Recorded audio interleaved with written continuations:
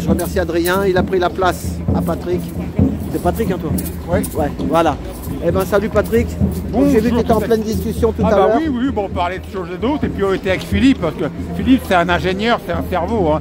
Il a beaucoup plus de connaissances que moi en économie, dans le domaine industriel. On a pu avoir une conversation voilà, sur... Ah, il est costaud lui. Hein. Ah, il est costaud. Hein. Moi j'ai parlé avec lui dans le métro. Ouais. J'ai fait une vidéo avec lui dans le métro. C'était pas sur le live. Ben, il y a une nana qui écoutait d'un œil.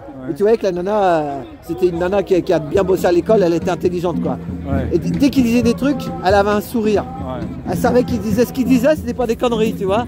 Ah non, mais c'est un cerveau, la fille, bien habillée et tout, tu voyais que c'était une nana qui fait... Elle a bac plus 5 à la fille, là. Je sais, elle est bac plus 5 moi. Et ben... Elle faisait des grands sourires quand il parlait. Oh, elle était tournée à nous, elle nous voyait pas, hein, elle écoutait. Hein. Enfin voilà. Alors c'est un cerveau ce type-là, il est ingénieur. Moi je suis un peu niveau bac. Alors, non, mais on a eu une belle conversation. Tout à fait.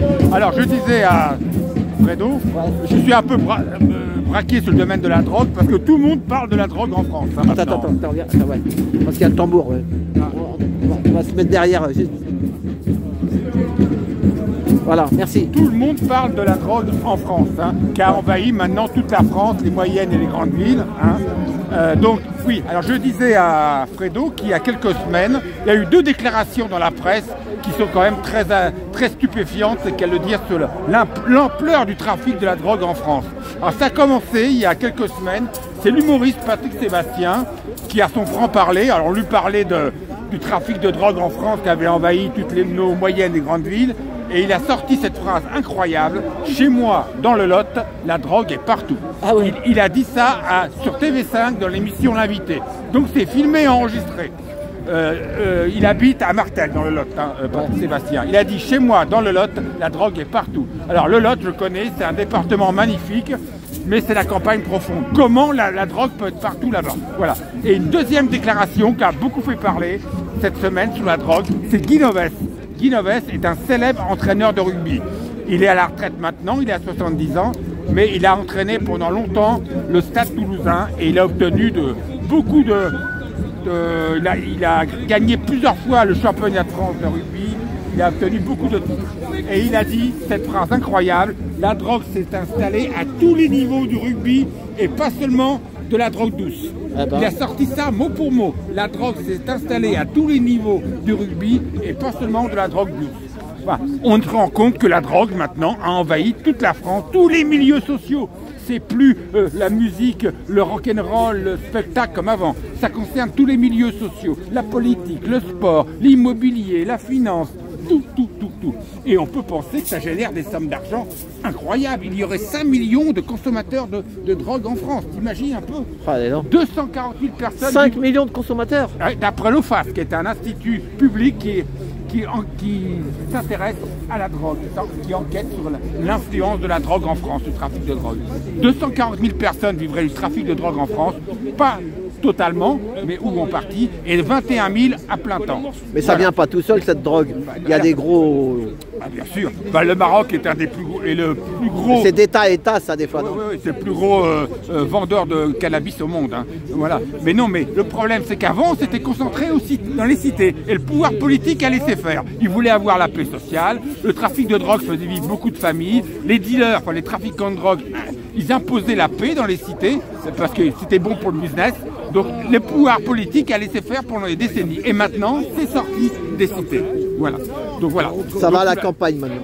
Et des juges mexicains ont dit récemment que la France risquait de devenir un narcotrafiquant bientôt. Donc voilà. Ah oui. Donc la vérité sort du puits avec les années. Hein. Voilà, on en apprend de belles. Voilà. Sinon, je parlais à Fredo je disais que j'ai lu sur les réseaux sociaux qu'on parle beaucoup d'une mobilisation générale et d'un risque de guerre en Ukraine. Personnellement, je n'y crois pas. Bon, c'est mon opinion. Vu l'état de l'armée française, je ne crois pas du tout que l'armée française va s'engager là-bas sur le front ukrainien. C'est juste pour faire peur, quoi. Oui, parce que... C'est les médias, pour maintenir le peuple. Je connais la mentalité américaine, j'y suis allé. Jamais le pouvoir politique américain va vouloir risquer la vie si j'y aille, très loin de chez eux en Ukraine. C'est pas possible. Bon, ils ont des intérêts financiers en Ukraine, mais jamais le pouvoir politique va envoyer des soldats américains, des GI en Ukraine et risquer leur vie. Et à partir du moment où les Américains n'enverront pas d'hommes en Ukraine, beaucoup de pays européens qui copient les Américains ne le feront pas. Alors la France, Macron veut peut-être envoyer des hommes, mais vu l'état de l'armée française, il faut savoir que dans tous les grands services d'espionnage au monde, on dit que l'armée française est prête à affronter un conflit majeur, mais à partir du moment que ça ne dure pas plus de 4 ou 5 jours. Donc c'est pas possible que l'armée française, avec son manque de moyens, affronte la Russie, qui est la première ou deuxième puissance militaire au monde, première ou deuxième puissance nucléaire au monde. Napoléon s'est cassé les dents, Hitler s'est cassé les dents, ce n'est pas possible. Alors oui, il y a des gens qui disent, moi s'il y a une guerre, je n'irai pas. Mais ces gens-là, ils se déraisonnent. S'il y a une mobilisation générale, d'abord, il y aura un bourrage de crâne des médias du matin au soir, tout le monde se sentira archi sous pression, et puis tu n'auras pas le choix. S'il y a une mobilisation, il faudra y aller. Hein. Si tu n'y vas pas, les flics et les gendarmes viendront te chercher. Hein. Ils ne feront pas de sentiment. Ça s'est toujours produit comme ça. Hein. Mon père a fait la guerre d'Algérie, on ne lui a pas demandé son avis. Hein. Il y a le SAMU là. Ah non, il traverse. Il va, SAMU 93. Mon père a fait la guerre d'Algérie, il ne voulait pas y aller, par bonheur il a tué personne, mais on ne lui a pas demandé son avis, il y est allé. Mon grand-père a fait la deuxième guerre mondiale. C'est ça, le père de ma femme aussi, mon père aussi. Bah oui, il a fait la deuxième guerre mondiale, mon grand-père. Malheureusement, il a dû tuer 2 Allemands, mais il m'a dit un jour, c'était eux ou moi, j'avais pas le choix. C'était un communiste, on parle la guerre lui. Mais non, on n'a pas le choix. Les gens seront obligés d'aller faire la guerre, d'être mobilisés. Et s'ils n'y vont pas, les flics, les gendarmes viendront chez eux les chercher. Hein. Tu sais quoi, toi qui t'intéresses à tout, viens, on avance comme ça. Ouais. J'ai vu une vidéo sur YouTube d'eux-mêmes. Ouais. Ça s'appelle la chaîne Inéo. Ils ont 2 millions d'abonnés. Hein. Ouais. Inéo Documentaire. Ouais. Inéo Documentaire sur la guerre d'Algérie. Ouais. Un truc de fou. J'ai vu... il parle des années 60, tu sais, pendant la guerre d'Algérie, là. Ouais. Ce qui s'est passé en France par rapport, tu sais, Saint-Michel, le métro, oui. Charonne et tout ça. Oui. Et ben, il y a des gars qui ont filmé, fait des photos que j'avais jamais vues. Tu vois, ils ressortent des trucs, tu vois, parce que la vérité, elle est cachée. Et tu vois les gars qui parlent, mais ils montrent leurs blessures, des trucs dans la tête. Et ils expliquent. Il y a 2 fois 1 heure, hein. Mais c'est intéressant, hein. Moi, ça m'intéresse parce que on est issu de ça, donc savoir sans chercher là. C'était Papon, le préfet. Oui, préfet de la collaboration. Voilà, c'est ça. Ça veut dire que, est-ce que à la fin de la guerre en 40, normalement ils avaient tout fait le nettoyage, mais si Papon était encore là en 60, c'est que le nettoyage n'était pas fait. Ben non, le nettoyage a été fait très rapidement parce que le général de Gaulle voulait faire repartir la France était reconstruire. Il se méfiait beaucoup du Parti communiste qui était le parti... c'est ça, justement, c'est eux qui photographiaient et tout. Ouais. L'Humanité, Journal L'Humanité. Oui. Il y avait un autre, des résistants qui... Voilà. De Gaulle s'est servi de l'administration qui avait servi sous Vichy, à part quelques personnes qui étaient trop en vue, mais il s'est servi de l'administration de vichysoise pour faire repartir la France en 1945. Oui, à la voilà, et on va dire quelque chose parce que sinon, tu sais, il y en a qui disent c'est bien fait pour eux, il y en a d'autres qui disent ça, ou il y en a qui disent ça. Et ben, ils disent que c'est peut-être le gars qui ont filmé ça, qui ont filmé ces gars qui ont échappé à la mort, parce que les mecs ils parlent, hein, et ben ils disent ça aurait peut-être un autre pays que la France ne l'aurait pas filmé. Il y avait des gars, des gens de cœur, par exemple il y avait une femme, une Française qui les avait accueillis parce qu'ils étaient blessés et tout, pour les planquer, pour les soigner. Vraiment, c'est... D'ailleurs ils ne comprenaient pas. Il y a des rebeux, ils disent on est parti habillés en dimanché avec nos enfants, nos femmes, pour faire une manifestation comme nous là. Et ils se sont retrouvés coup de crosse. Regarde, tu vas voir, c'est un truc de ouf. Ils ont été enfermés là-bas à la porte de Versailles. Tu sais, comment ça s'appelle, au parc des expositions. En fait, un truc de fou. Il y avait un climat très lourd. Non, mais il y en a ce qu'ils disent. Il y en a ce qu'ils disent. C'est pas moi qui le dis, moi j'en sais rien.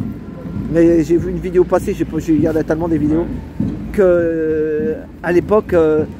Les flics pour faire ça, ils étaient un peu côté nazi. Parce que de frapper les mecs avec les mains nues, ils ont levé les mains, ils nous tapaient dessus avec des...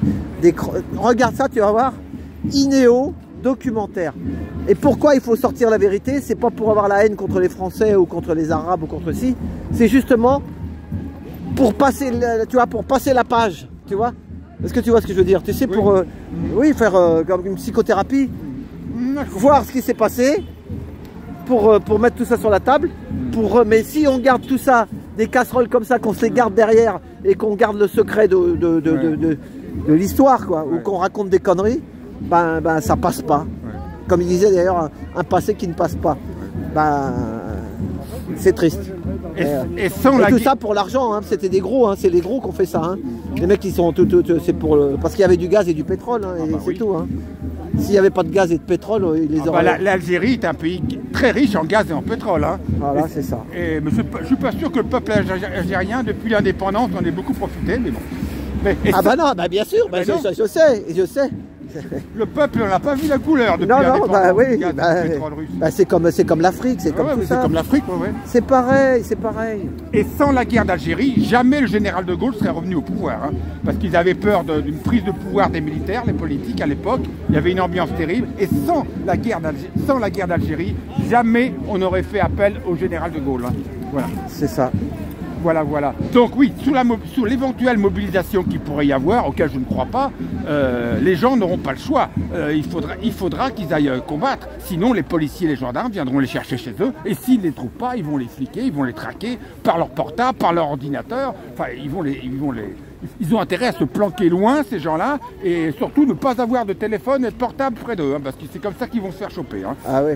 Voilà. Et pour en plus faire la guerre pour défendre un régime, le régime ukrainien, qui est un des régimes les plus mafieux. Tu as dit que tu n'y croyais pas, toi. Les plus mafieux du monde.